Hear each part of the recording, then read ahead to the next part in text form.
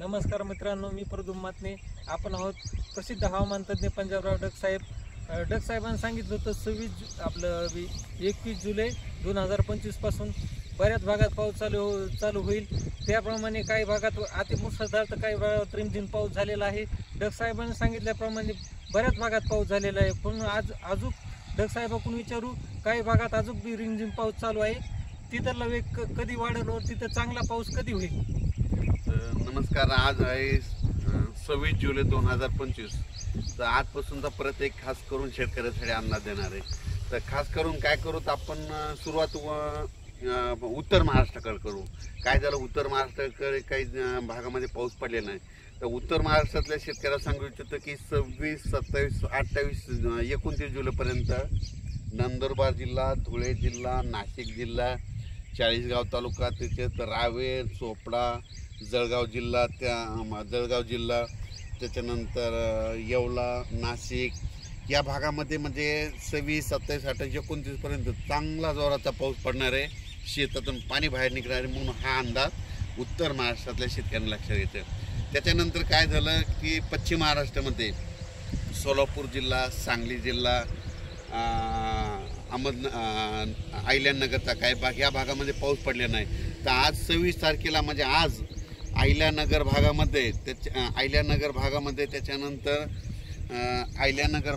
त्याच्यानंतर सोलापूर जिल्ह्यामध्ये करमाळा तिकडल्या भागामध्ये सोलापूर जिल्ह्यात खूप ठिकाणी आज बऱ्याच म्हणजे दुपारनंतर जोराचा पाऊस सुरू होईल. रिमझिम काही ठिकाणी रिमझिम पडेल, कुठून शेताच्या बाहेर पाणी निघेल म्हणून पश्चिम महाराष्ट्रातल्या शेतकऱ्यांनी हा अंदाज लक्षात घ्यायचा. त्याच्यानंतर आपण मराठवाड्याकडे बोलू. मराठवाड्याकडे सांगायचं झालं तर लातूर जिल्हा, धाराशिव जिल्हा, बीड जिल्हा, परभणी जिल्हा, जालना जिल्हा, संभाजीनगर, नांदेड, हिंगोली या जिल्ह्यामध्ये म्हणजे आज 26, 27, 28 पर्यंत चांगला दुपारनंतर जोरानं पाऊस येईल. सरी येत राहतील, जोरानं पाऊस येईल, पुन्हा मग कमी होईल, पुन्हा रिमझिम येईल. पण 28 तारखेपर्यंत मराठवाड्यामध्ये ह्या 5-7 जिल्ह्यामध्ये पाऊस 28 तारखेपर्यंत चालू राहणार आहे आणि 29 नंतर सूर्यदर्शन होणार आहे. त्याच्यानंतर काय करू, पूर्व विदर्भाकडे. पूर्व विदर्भामध्ये वर्धा, नागपूर, भंडारा, अमरावती, अकोला, बुलढाणा, त्याच्यानंतर वाशिम, यवतमाळ या भागामध्ये 26, 27, 28, 29 तारखे 1-2 तारखेपर्यंत ह्या पट्ट्यामध्ये पूर्व विदर्भामध्ये ह्या भागामध्ये पाऊस असणार आहे म्हणून हा अंदाज लक्षात येतं.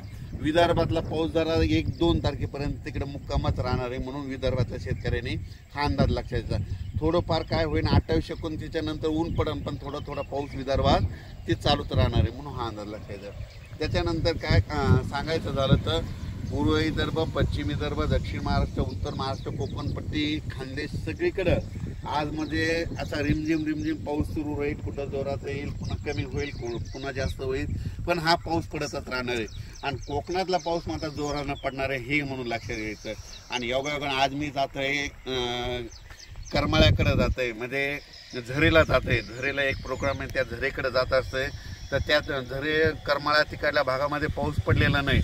आज तिकडल्या भागामध्ये हे 3 दिवसामध्ये पंढरपूर तिकडल्या भागामध्ये चांगला पाऊस पडणार आहे म्हणून पंढरपूरकडल्या शेतकऱ्यांसाठी ही आनंदाची बातमी.